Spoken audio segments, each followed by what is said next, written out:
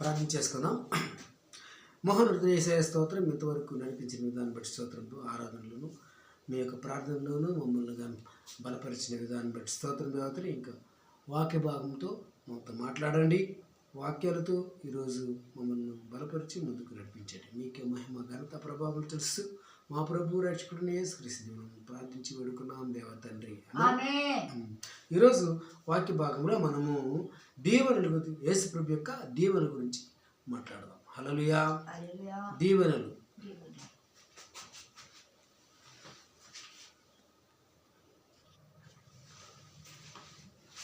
Okay, దీవెనలు. దీవెనలు అంటే ఏంటి?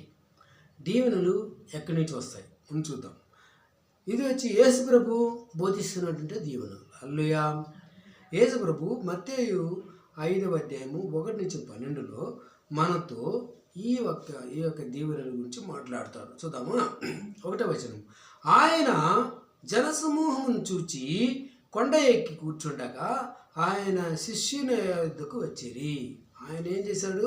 కొండ ఎక్కి కూర్చున్నాడు.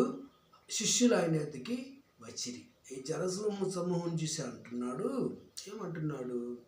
జనసమూహం చూసి ఎలా బోధించసాగాను?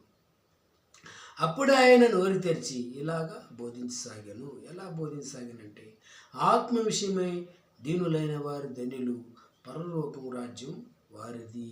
హల్లెలూయా. ఎలా బోధించసాగాడు? ఇప్పుడు మనం ఏం జరిగిందో చూద్దాం. ఆయన ఎందుకు ఇలా బోధించాడని. ఆయన జనసమూహం చూచి కొండ ఎక్కి కూర్చుండగా ఆయన శిష్యుని ఆయన యొద్దకు వచ్చిరి. ఇప్పుడు యేసు ప్రభు ఇక్కడి నుంచి ఇచ్చిన ఉపదేశాన్ని, ఇక్కడ యేసు ప్రభు ఎక్కడైతే ఈ కొండ ఎక్కి కూర్చుని ఉపదేశం చేశాడో దాన్ని కొండ మీద ప్రసంగం అంటారు. హల్లెలూయా. ఈ కొండ మీద ప్రసంగం ఎందుకంటే ఆయన దీన్ని ఒక కొండపై చేశాడు. ఎక్కడ?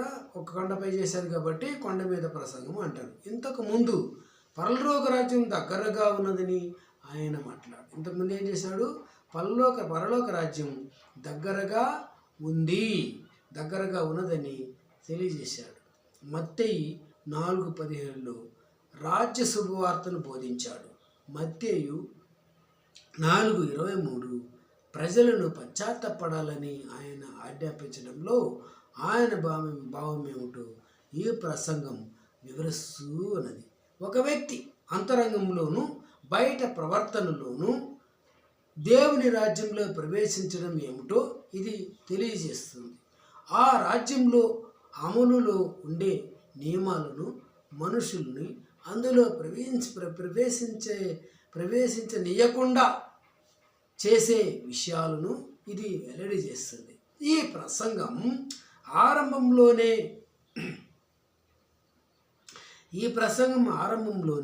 ధన్యులు అనే మాటను మనము చూస్తాం.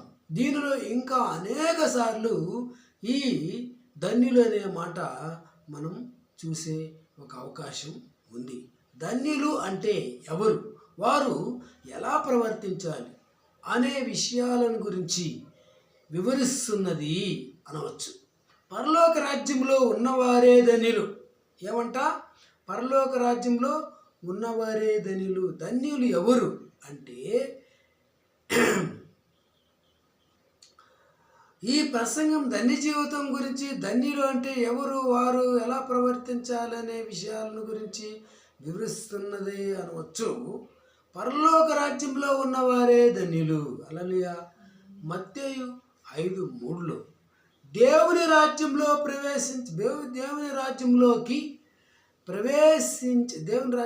ప్రవేశించడం ఎలా అనే విశేషమైన ఉపదేశం ఇక్కడ లేదు. కానీ అందులో ఎలాంటి మనుషులు ఉన్నారు, వారు ఏ విధంగా కావడానికి ఏం చెయ్యాలా, ఏ పాటు పడాలా అనే విషయాలన్నిటిని గురించి ఇక్కడ తెలియజేస్తున్నాడు. హల్లెలూయా. ఈ ప్రసంగంలో యేసు ప్రభువును అనుసరించే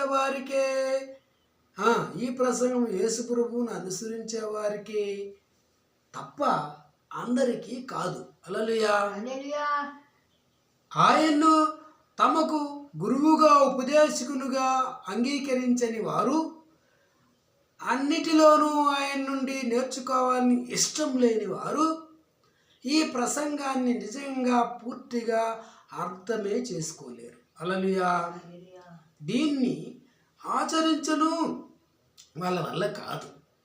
పశ్చాత్తాపడి యేసు ప్రభువుపై నమ్మకం ఉంచడం ద్వారా దేవుని రాజ్యంలో ఉన్నవారికే ఈ ప్రసంగం కానీ అందులో లేని వారికి వాస్తవంగా దీని ప్రకారం ప్రవర్తించడం అసాధ్యం.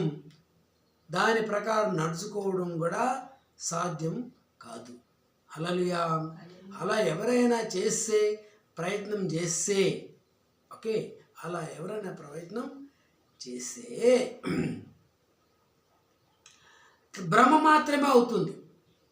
ఓకే, కానీ వాస్తవం భ్రష్టమైనటువంటి పతనమైనటువంటి మానవ స్వభావం ఉన్నవాళ్ళు, అలాంటి వారు దేవుని పవిత్రమైన ఆధ్యాత్మిక ఆదేశాలను శాసనాలను పాటించడం అసాధ్యం.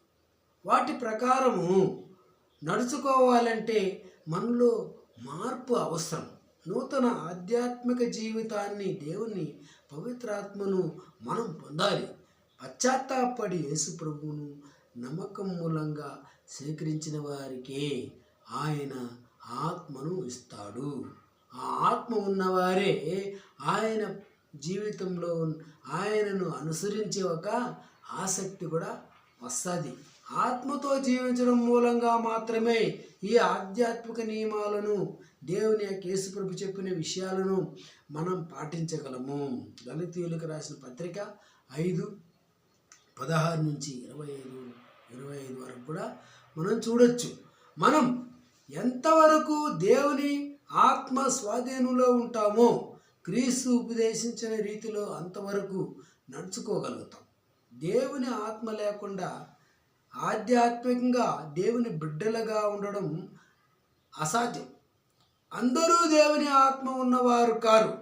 అనేక మంది చర్చికి రావచ్చు, అనేక మంది లోకంలో ఉండొచ్చు, అందరూ కూడా దేవుని ఆత్మ ఉన్నవారు కాదు. ఆత్మ లేకుండానే వారు చర్చిలో కూడా కూర్చొని ఉండొచ్చు. దేవుని యొక్క ఆత్మ లేకుండా కూడా ప్రసంగం కూడా వింటూ ఉండవచ్చు. అందరూ ఆత్మ ఉన్నవారు కాదు అని చెప్తున్నాడు యేసయ్య. కొండ మీద ప్రసంగాన్ని బట్టి నడుచుకోవడానికి ప్రయత్నం చేయడం వల్ల మనము దేవుని యొక్క పిల్లలము. దేవుని యొక్క కొండ మీద ప్రసంగాన్ని బట్టి నడుచుకోవడానికి ప్రయత్నం చేయడం వల్ల మనం దేవుని యొక్క పిల్లలము, ఆధ్యాత్మిక జీవులం కాలేము. హల్లెలూయా. అయితే మనం దేవుని పిల్లలమైతే ఈ ఉపదేశం ప్రకారం జీవించేందుకు ఆయన తన యొక్క ఆత్మని మన పైన కుమ్మరిస్తాడు. హల్లెలూయా. తన ఆత్మను మనకిచ్చి సహాయంతో మనల్ని ఆరంభించేదానికి సహాయం చేస్తాడు. ఎందుకంటే నిజంగా దేవుని పిల్లలుగా ఉండడం ఏమిటో, యేసులో నిజమైన విశ్వాసములుగా, నిజమైన శిష్యులుగా ఉండడం ఏమిటో ఆయన ఇక్కడ వివరిస్తున్నాడు. హల్లెలూయా. శిష్యుల గురించి మత్తయి 10:1 మనం చూడొచ్చు. 2వ వాక్యం చూద్దాం. అప్పుడు ఆయన నోరు తెరిచి ఇలాగ బోధించసాగాను. ఎలా బోధించగలడు? వారికి అంటే తన శిష్యులకు ఆయన వెంట వెళ్తూ ఆయన నుంచి నేర్చుకునేందుకు సమస్తాన్ని విడిచిపెట్టిన వారికి అంటే ఆయన పిలిచిన కొద్దిమంది శిష్యులే గాక చాలామంది ఇతరులు కూడా కొండకు వచ్చి యేసు ప్రసంగం విన్నారని అర్థమవుతుంది.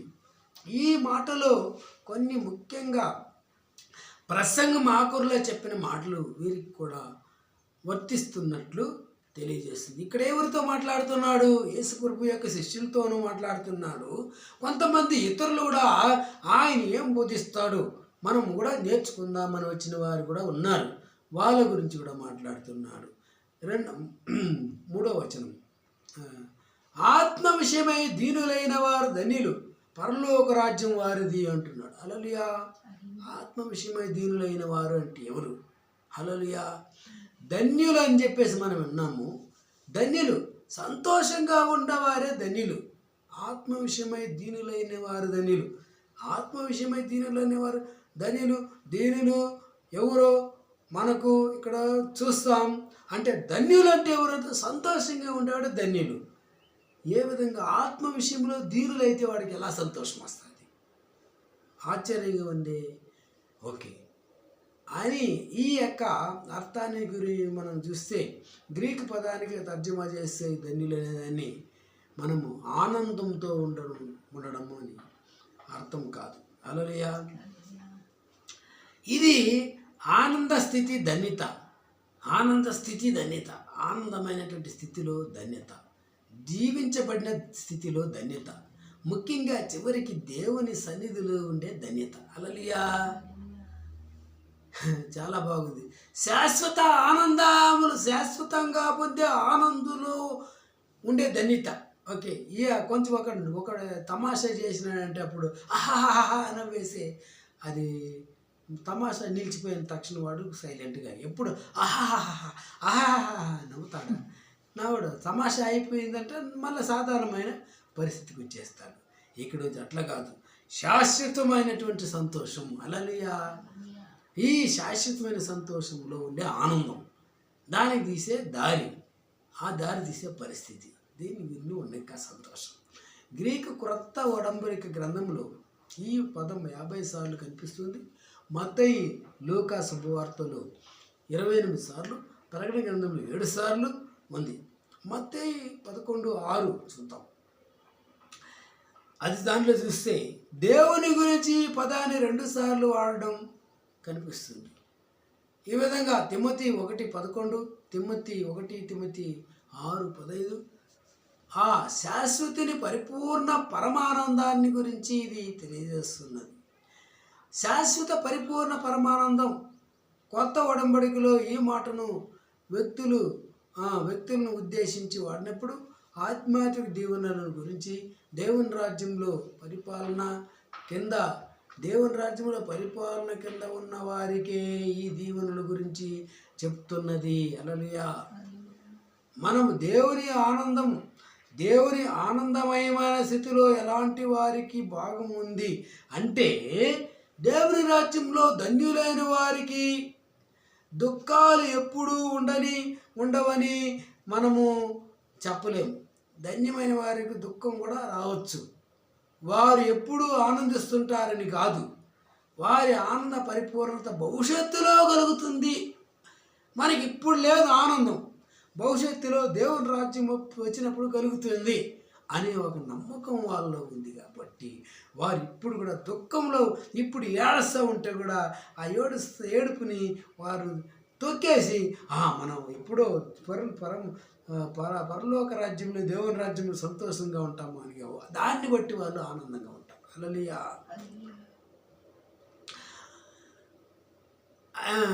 ఎప్పుడో వచ్చే రాజ్యం గురించి, పరిపూర్ణ భవిష్యత్తులో ఎప్పుడో కలిగే దాని గురించి, ఇప్పుడే దాని యొక్క రుచి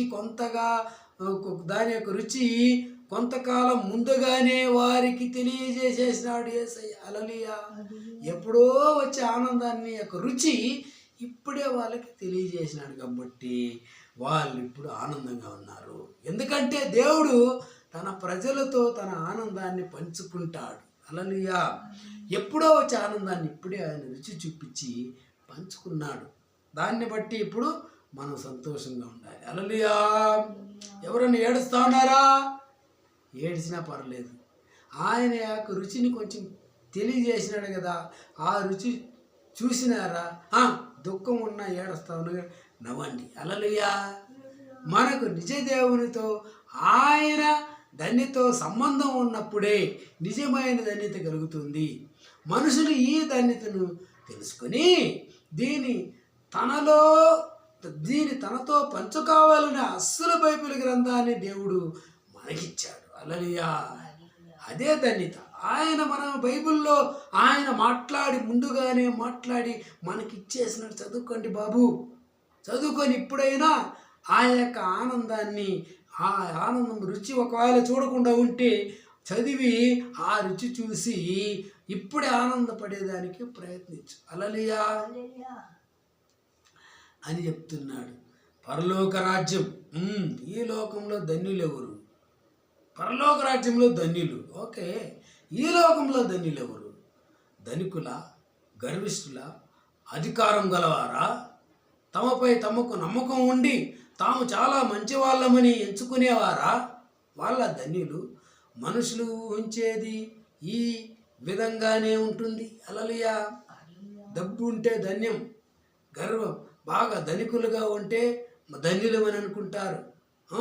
మనం మంచోళ్ళు, మనం ఏదైనా చేయగలము అని అనుకునే పరిస్థితిలో ఉంటే ధన్యులు అనుకుంటారు. మనం చాలా మంచి వాళ్ళమని అనిపిస్తే మనం ధన్యులు అనుకునేవారు చాలామంది. కానీ మనుషులు ఊహించే విధంగా ఆయా విధంగానే ఇది విధంగా ఉంటుంది. అయితే దేవుని ఆలోచనలు మనిషి ఆలోచించేలాంటివి కాదు. హల్లెలూయా. యెషయా గ్రంథం 55:8-9, లూకా 16:15 ఈ వాక్యాల్లో చూస్తే తమ ఆధ్యాత్మిక దరిద్రాన్ని గుర్తించిన వారు దీనులు. హల్లెలూయా. ఎలాంటి వారు ధన్యులు? తన ఆధ్యాత్మిక దేవునిలో ఉన్నటువంటి యొక్క దేవునిలో ఆత్మలో మనము అంత పొందలేదే, మనం దేవుని జ్ఞానాన్ని నేర్చుకోలేదే, దేవుని యొక్క పరిస్థితి, దేవుని యొక్క ఆశీర్వాదాలను పొందుకునేకి మనం ప్రయత్నించలేదే. ప్రయత్నించేదానికి మాకు శక్తి కావాలి స్వామి అని చెప్పేసి వాళ్ళ యొక్క బలహీనతను గుర్తించి, హల్లెలూయా, తమ ఆధ్యాత్మిక దరిద్రాన్ని గుర్తించిన వారు దీనులు, వినయ మనస్కులు, ధన్యులు అని యేసు చెప్తున్నాడు. హల్లెలూయా.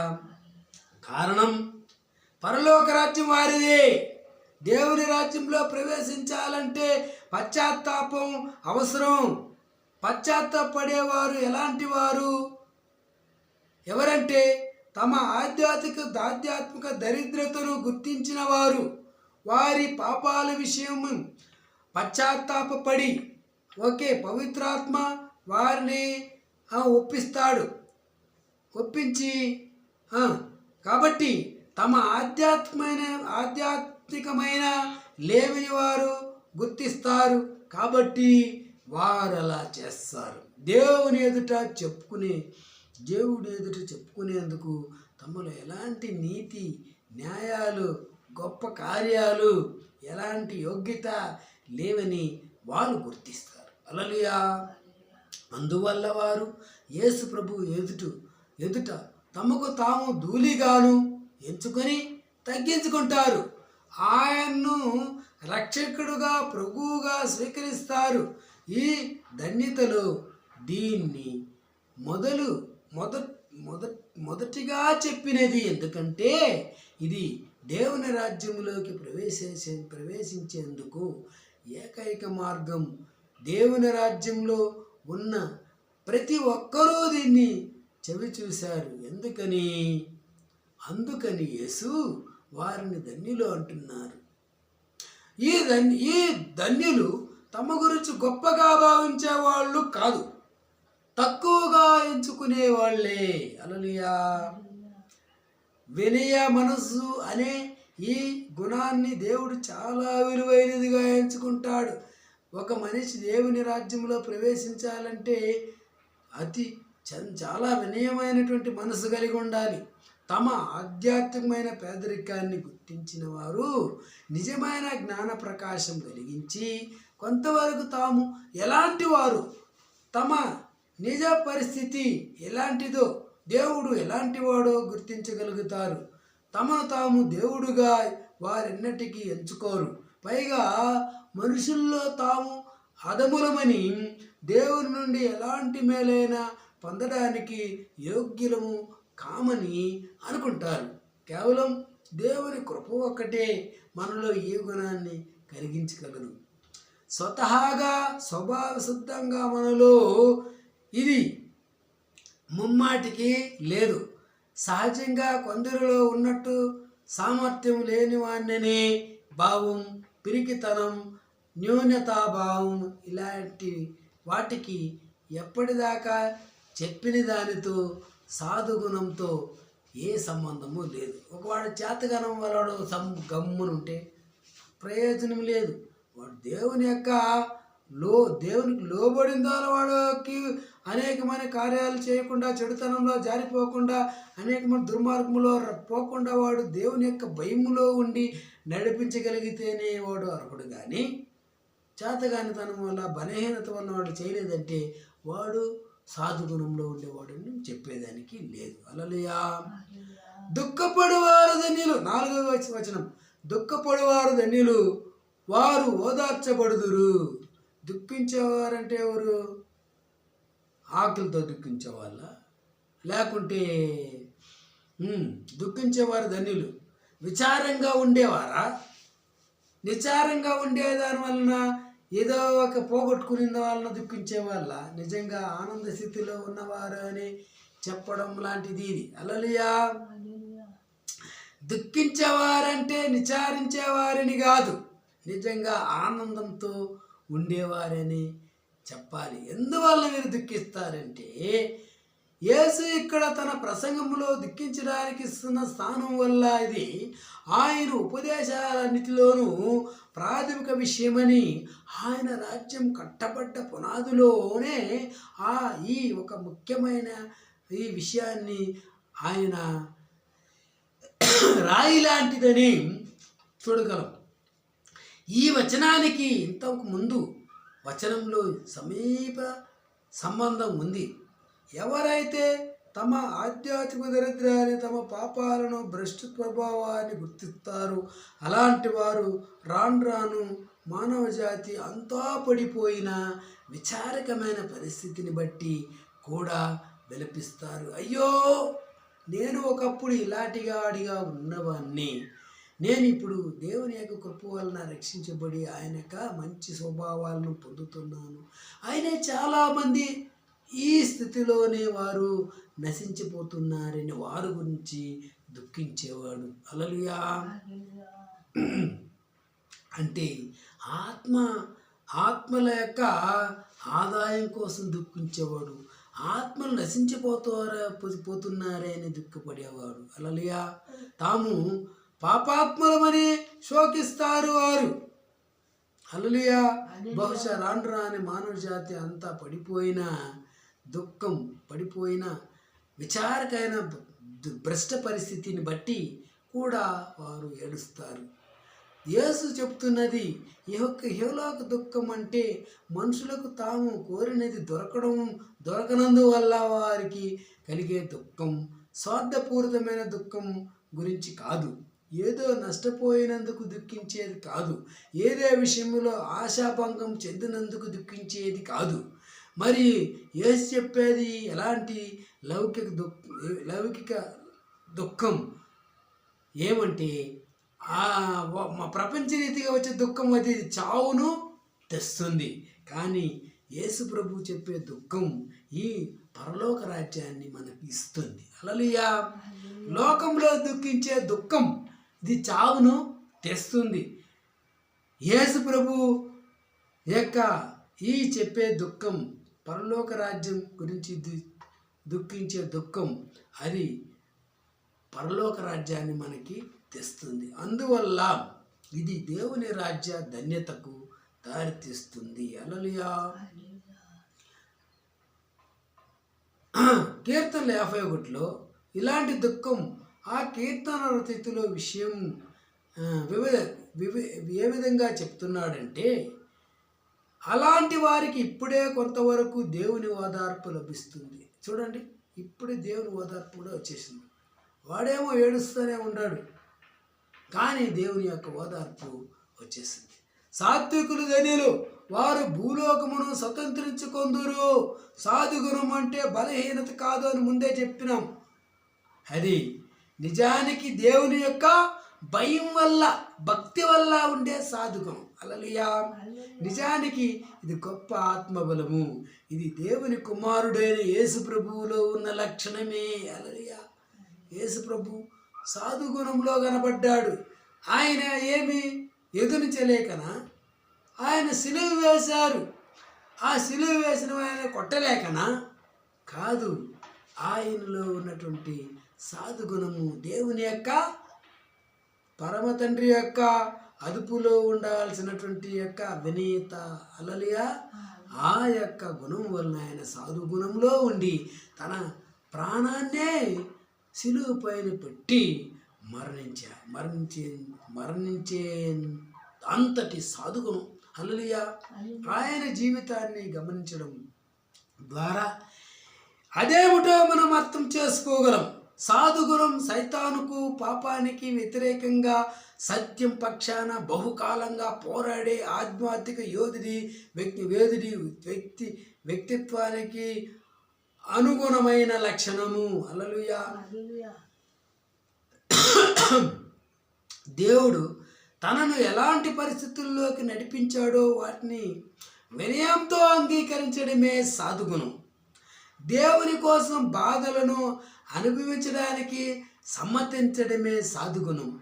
హేళన, తిరస్కారం పాలైన కోపం, ప్రతీకారం చొప్పకుండా ఉండడానికి సిద్ధపడడమే సాధుగుణం. హల్లెలూయా. దేవుని సంకల్పానికి, తమపై దేవుని పరిపాలనకు తమను తాము లోపరుచుకొని ఆయన కోసం భరించవలసిన వాటిని అన్నిటినీ భరించేదే సాధుగుణం. హల్లెలూయా. ఇలాంటి వారే సాధుగుణం గలవారు. హల్లెలూయా. అలాంటి వారు నేడు భూమిపై ఆధ్యాత్మికంగా భవిష్యత్తులో రాబోయే కాలంలో లోకమంతటికి వారసత్వముగా పొందబోయేవారు దేవుడి యొక్క రాజ్యములో భాగస్వాములు. హల్లెలూయా. దేవుడు ఈ భూమిని సాధుగుణం గలవారికి ఇచ్చే సమయం అత్యాశపరులకు, లోపులకు, అవకాశవాదులకు తమకే అంతా లభించాలని ముందుకు తీసుకొచ్చే వారికి స్వార్థంతో అధికారం, ఆస్తిపాస్తులను, పేరు ప్రశస్తులు పరిస్థితులు కావాలని దండుకోవాలని చూచేవారికి ఏమీ దక్కదు. హల్లెలూయా. ఏమీ దక్కదు. వాళ్ళు అంతా మనకే అనుకుంటారు కానీ ఒక గవకాశ కూడా వాళ్ళకు దక్కదు. హల్లెలూయా. ఈ కీర్తనలు గ్రంథం 37:11 చూస్తే ఆ కీర్తన అంత సాధుగుణం గలవారికి లేని వారికి మధ్య గల తేడాన్ని చూపుతుంది. ఈ సాధుగుణం కలగడం ఎలాగా, ఇతర ఆధ్యాత్మిక గుణాలు కలగడం ఎలాగో ఇది అలాగే. వాటన్నిటినీ దేవుని ఆత్మ మాత్రమే మనలో కలుగజేయగలడు. మనం దేవునికి లోబడుతూ ఉంటే ఆయన అన్నీ చేస్తాడు.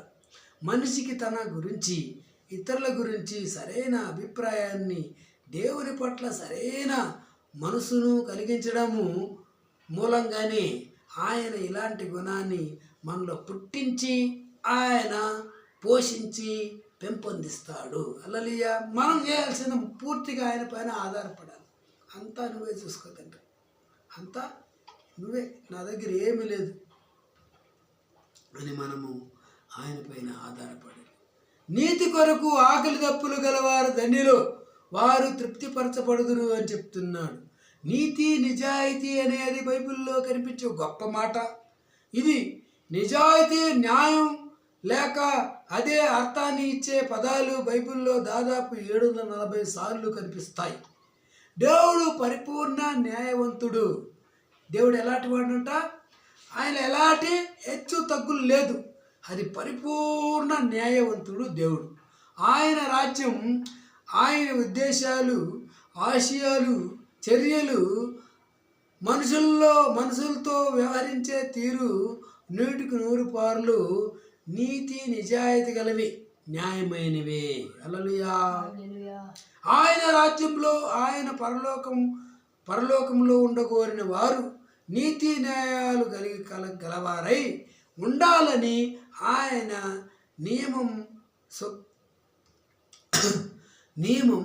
దుఃఖాల కోసం, ధనం కోసం లేక ఆధ్యాత్మికమైన అనుభవాల కోసం సరే ఆకలి దప్పులు ఉన్నవారు ధన్యులని చెప్పడం లేదు. కానీ స్వభావాన్ని బట్టి పాపులైన వారు మనుషులకు మనమందరికీ అన్నమాట. హల్లెలూయా. అన్నిటికంటే ముఖ్యంగా అవసరమైనవి నీతి న్యాయాలు. దేవునితో కలిసి ధన్యమైన స్థితిలో శాశ్వతంగా దీవించగలిగితే వారు వెతకవలసినది దీన్నే. మనం కోరేది, వెతికేది ఏమిటో దాన్ని మనం ఎలాంటి వారమో అర్థం చేసుకోవచ్చు. క్రీస్తులో నమ్మకం పెట్టడం ద్వారా మనము దేవుని పిల్లలము అయిన వారము. నీతి న్యాయాలు అపేక్షిస్తారు. తాము న్యాయవంతులము కావాలని, భూమిపై న్యాయాన్ని పైకి తేవాలని ఆశిస్తారు. దేవుని ఆత్మ వారిలో ఇలాంటి కోరిక పుట్టిస్తాడు. ఇది కనీసం కొంతవరకైనా మనము అనుభవం కాకుంటే దేవుని నీతి న్యాయాలను, ఆ రాజ్యం గురించి మనకు ఏమీ తెలియదు. అలా మనకు ఏమీ తెలియదు అన్నమాట. ఓకే. ఏమీ ఆకలి లేకుండా, ఏమీ దాహం లేకుండా ఉన్న వ్యక్తికి జబ్బు చేసిందన్నమాట. నీతి నిజాయితీ కోసం ఏమీ ఆకలి దప్పులు లేనివారు ఆత్మ సంబంధంగా చనిపోయిన వారి అన్ని కోరికలు త్యజించాలని బైబిల్ చెప్పదు. మనకు న్యాయమైన కోరికలు ఉండాలని, తగిన విషయాల పట్ల తీవ్రమైన ఆకలి దప్పులు కలిగి వాటిని ఆశించాలని బైబిల్ మనకి నేర్పుతుంది. తన గురించి తాను తృప్తిపడి ఊరుకునే వారికి దేవుని రాజ్యంతో ఎలాంటి పని లేదు. శరీరం అన్నం నీళ్ళ కోసం అలా అలమటిస్తూ ఆ విధంగా అన్నిటి గురించి బాధలు కోర్చి నీతి న్యాయాలను కోరుకునే వారికే దేవుని రాజ్యం. తమ గుణాలు ఎలా ఉన్నాయో వాటిలో తృప్తిపడి ఊరుకుని లోకమంతా వెళ్ళే దారిలో వెళ్తూ ఉండేవారు నిజమైన ధన్యత అనుభవించరు. ఏమిటో వారికి తెలియదు. వాళ్ళకి అంత అయోమయంలో ఉంటారు. నీతి నిజాయితీ వెతకడం అంటే న్యాయవంతమైన దేవుణ్ణి గురించి ఆకలి దప్పులు కలిగి ఆ నీతిమంతుణ్ణి వెతకడం. యేసయ్య నీతిమంతుడు కాబట్టి ఆయన్ని వెతకడం. ఆయన్ని వెతికి పట్టుకుంటే నీతి న్యాయం అంతా తనంతటి తానే దొరికిపోతుంది. దొరకపోయినా ఆయన దొరికేలా చేస్తాడు. హల్లెలూయా.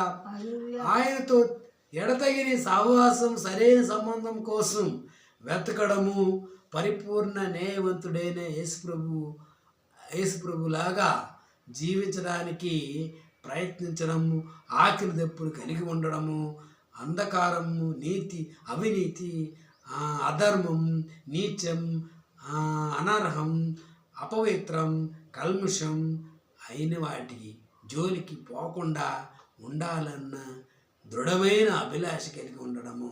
ఇలాంటి వారికి తృప్తి కలుగుతుంది.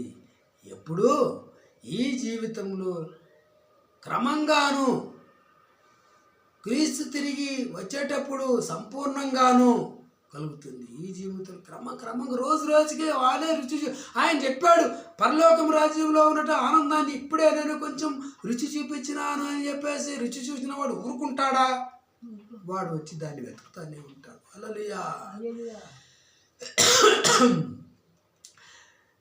మనం వెతుకుతాం.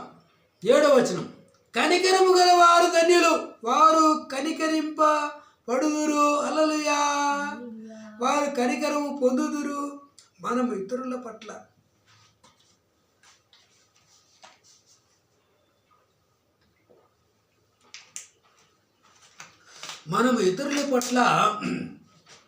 కరుణ చూపాలి. దేవుడు కూడా మన పట్ల కరుణ చూపి మనల్ని రక్షించి తన రాజ్యంలోకి చేస్తాడు. కాబట్టి పాపులు అంతకుముందు ఎవరైనా కరుణించారా? లేదా వారిని రక్షించే దేవుడు కరుణ ఆధారపడడు. ఆయన వచ్చి తన సొంతంగా సొంతంగా ఆలోచించే ఒక సొంత గుణం గలవాడు. పశ్చాత్తాపడి క్రీస్తుతో నమ్మకం ఉంచడం మూలానే రక్షణ పాపముక్తి కలుగుతుంది. అయితే దేవుని కరుణ వల్ల రక్షణ పాపముక్తి అనుభవించిన వారు ఇతరుల పట్ల కరుణ చూపాలి. ఇలాంటి వారిని జీవితకాలంతో దేవుని కరుణ వెన్నంటే ఉంటుంది. దేవుని రాజ్యం గురించిన ఆధ్యాత్మిక సూత్రం రాసి ఉంది. ఇది బైబిల్లో వేరే చోట్ల కూడా ఉంది.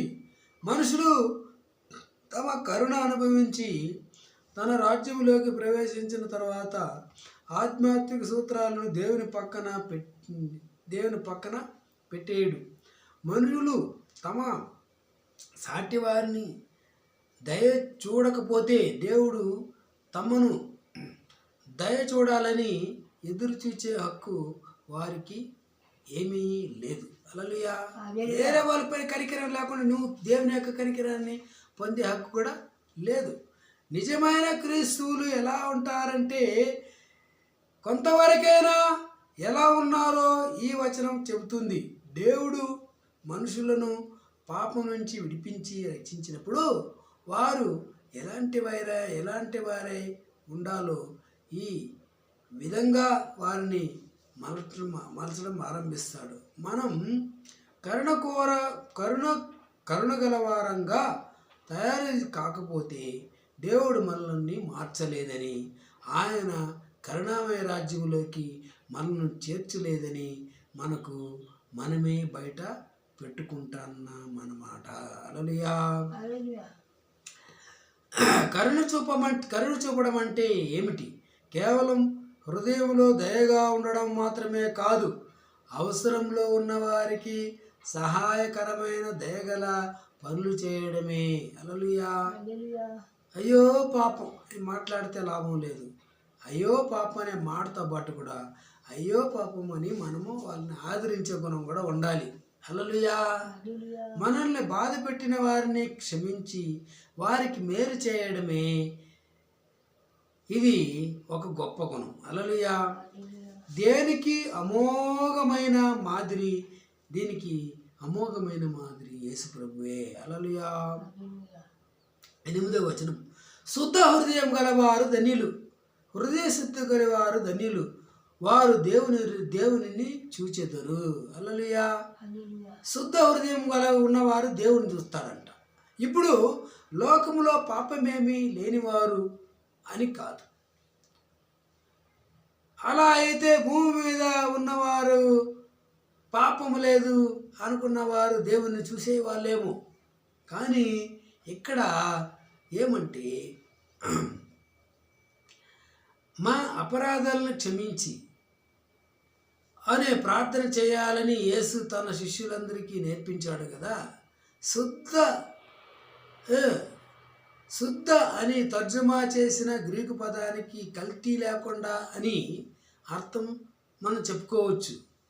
కల్తీ లేని పాలు అంటే నీరు లేని మరి ఏదైనా కానీ కలపని పాలు అని అర్థం కదా. కల్తీ లేని పాలు అంటే నీళ్ళు కూడా దాంట్లో పోసి ఉండకూడదు కదా. ఆవుతో పిండిన పాలు స్వచ్ఛమైన పాలు. శుద్ధ హృదయం అంటే దాంట్లో ఏలాంటి కూడా చెడ్డ స్వభావాలు లోకంలో ఉన్నటువంటి స్వయంతో మనసు తగినట్టుగా మనం ఆలోచించడం ఉండకుండా దేవుని యొక్క చిత్తం ప్రకారం ఆలోచించడమే శుద్ధ హృదయం. హల్లెలూయా.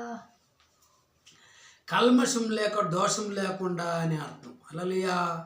శుద్ధ హృదయం వ్యక్తికి అంతరంగంలో పరిస్థితి ఎలా ఉంటుందంటే నింద లేకుండా, యథార్థంగా, కపటం లేకుండా, ముక్కుసాటిగా ఉద్దేశాలు, తలంపులు, భక్తిభావాలు విషయంలో రెండు మనసులు లేకుండా, మోసం లేకుండా, అంధకారంలో లేకుండా ఉన్న హృదయం అనే అర్థం. హల్లెలూయా. ఎన్ని మాటలు చెప్పేసినట్టు చేసే. హల్లెలూయా. దేవుని పైన, నీతి న్యాయాలపైన సంపూర్ణంగా నగ్నమైన హృదయం ఇది. హల్లెలూయా. మన బ్రతుకులో బయటి విషయాలను శుద్ధంగా చేసుకుంటే సరిపోదు. మన అంతరంగంలో పవిత్రంగా ఉండాలని దేవుడు కోరుతాడు. హల్లెలూయా. దేవుడు ఆయన ప్రజలు శ్రద్ధ చూపేది ఏమంటే, చూపవలసింది మన హృదయం గురించి విభజనకు గురికాని పరిశుద్ధ హృదయాన్ని ఇవ్వవలసింది దేవుడు. హల్లెలూయా. అన్నిటికంటే ముఖ్యంగా వారు తమ హృదయాన్ని కాపాడుకోవాల్సి చాలా ముఖ్యం. హృదయానికి చాలా ఆటుపోట్లు వస్తాయి. ఎప్పుడు కూడా హృదయంతో సైతాను మాట్లాడతాడు. అలా పోగొద్దు, ఇలా చేయి అంటాడు. మనం ఎప్పుడు కూడా మన హృదయాన్ని శుద్ధంగా ఉంచుకోవాలి. ఆయన కల్మషమైనటువంటి సైతానిక స్వభావాలను మనము అడ్డుకోకూడదు. హృదయంలోకి రానివ్వకూడదు. హృదయ పవిత్రత పాశ్చాత్తాపంతో క్రీస్తు పైన నమ్మకంతోనూ ఆరంభమవుతుంది. పాపుల కోసం క్రీస్తు తానే బలై ఆయన వచ్చి పాపుల్ని శుద్ధీకరిస్తాడు. హల్లెలూయా. తర్వాత విశ్వాసులు వెలుగులోకి నడుచుకుంటూ ఇది తప్పు అని దేవుడు చూపించిన దానంతటా విసర్జించాలి. హల్లెలూయా. దేవుణ్ణి చూశారు. ఇప్పుడు క్రీస్తులో విశ్వాసులకు ఆధ్యాత్మిక ప్రభావం ప్రకాశం ఉంది. దేవుణ్ణి చూసారా మీరు? చూసిన. ఆయనకి జ్ఞానం ఉందా? ఉంది. దేవుని వారికి తెలుసు, దేవుడు ఎవరో తెలుసు మనకి. అప్పుడు దేవుడిని వదలకుండా ఉండాలంటే మనము మన హృదయాన్ని దృఢపరుచుకుని శుద్ధ హృదయంతో ఉంటేనే కానీ దేవుణ్ణి వెతకడం మన వల్ల కాదు. హల్లెలూయా. సమాధానపరచువారు ధన్యులు, వారు దేవుణ్ణి కలవరు కుమారులు అనబడుదురు. దేవుణ్ణి కుమారులు సమాధానపరచువారు ధన్యులు, వారు దేవుని కుమారులు అనబడుదురు అని చెప్పిన విషయంలో సమాధానం అంటే ఏంటి? శాంతి అనే మాట బైబిల్లో సుమారు 250 సార్లు కనిపిస్తాయి. కొత్త ఒడంబడికల గ్రంథంలో 90 సార్లు ఇవి కనిపిస్తాయి. యోహాను మొదటి పత్రికలో మిగతా పుస్తకాలన్నిటిలో ఇవి అనేక సార్లు కూడా కనిపిస్తాయి. సమాధానం కూర్చే మాట ఏమిటంటే, దేవుని విధానంలో శాంతిని కోరి దానికి పాటుపడడం, సత్యాన్ని లేక నీతి నిజాయితీని లేక న్యాయాన్ని పక్కన పెట్టి శాంతి కోసం ప్రయత్నించడం కాదు. శాంతి అనేది లేనప్పుడు శాంతి అనడం కాదు. శాంతి చెడుతనంలో రాజీ పడడం కాదు. నిజమైన శాంతి సమాధానం నీతి న్యాయాలపై ఆధారపడి ఉండాలి. దుర్మార్గులు సమాధానం అనేది అందడం అసాధ్యం. ఓకే. కుటుంబాలు, దేశాలు మధ్య పోరాటాలు, కక్షలు, సంఘర్షణలు, యుద్ధాలు ఎందుకు వస్తాయంటే ఈ శాంతి సమాధానం లేనందువల్లనే వస్తాయి. పాపం వల్ల. హల్లెలూయా. సమాధానం చేకూర్చేది ఏది? మనుషులను వారి పాప స్వభావం దాస్యం నుంచి విడిపించేదే. ఎలా చేసేది? ఏదైనా సమాధానం చేకూరుస్తుంది అంటే మనుషులకు దేవుని సత్యాన్ని నేర్పడం, దేవునితో సఖ్యపడము, అలాగే మనుషులు ఎలాంటి సఖ్యపడము, వాళ్ళకి మనిషికి చూపించడం, దీన్ని అలాంటి వాటికి మనిషి సమ్మతిస్తే అది సమాధానం చేకూరుస్తుంది. దేవునితో సమాధాన హృదయంతో దేవుని శాంతి అంటే ఇతరులతో సమాధానంగా ఉంటుంది. క్రీస్తుతో దేవుడు గొప్ప సమాధానకర్త ఆయన. ఓకే.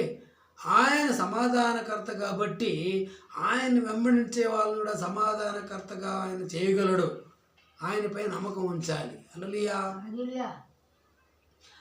శాంతి ప్రయత్నాలు చేసే మనుషులు ఒకటి గమనించాలి. శాంతి సమాధానం లేకపోవడానికి నిజమైన కారణం పాపం.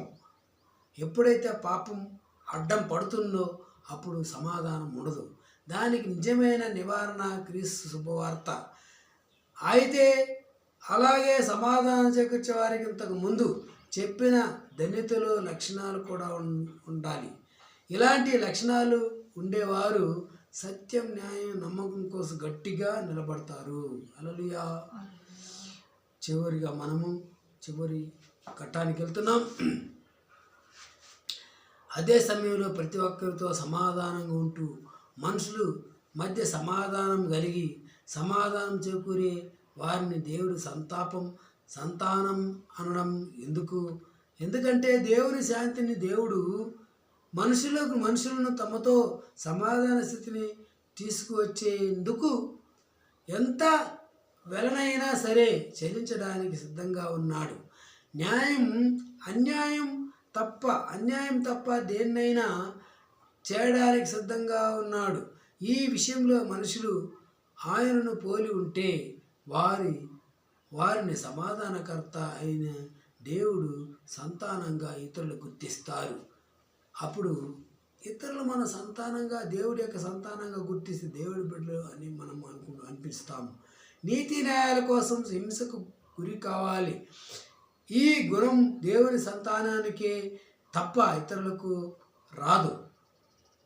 ఇది తేడా కూడా మనం చూడవచ్చు.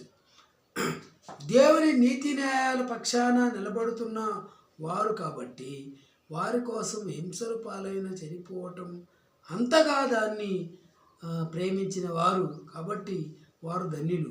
ఇది నిజంగా ధన్యకరమైన స్థితి.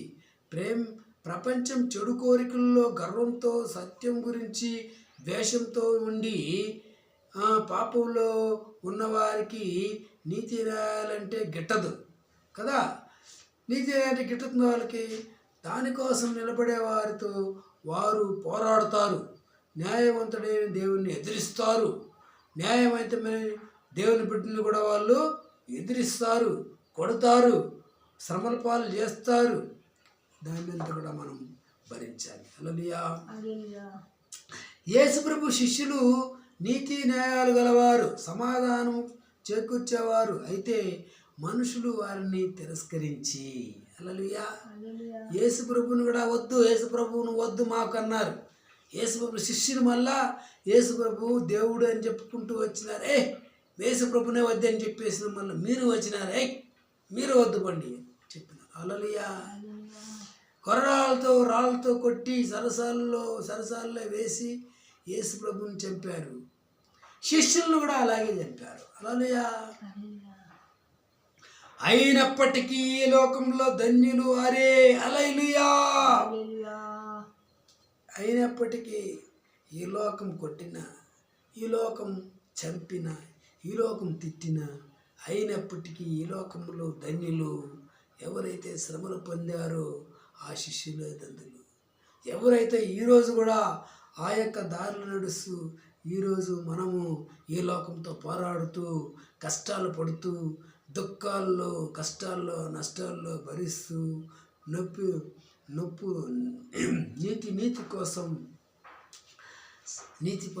కోసం శ్రమలు అనుభవిస్తూ ఉన్న మనమే ధన్యులు. హల్లెలూయా. పరలోక రాజ్యం వారిదే. వారి బాధలు, కష్టాలు కొద్ది కాలమే ఉంటాయి. వారి ధన్యత శాశ్వతం. హల్లెలూయా. చివరిగా మనము చివరి స్థానంలో ఉన్నాము.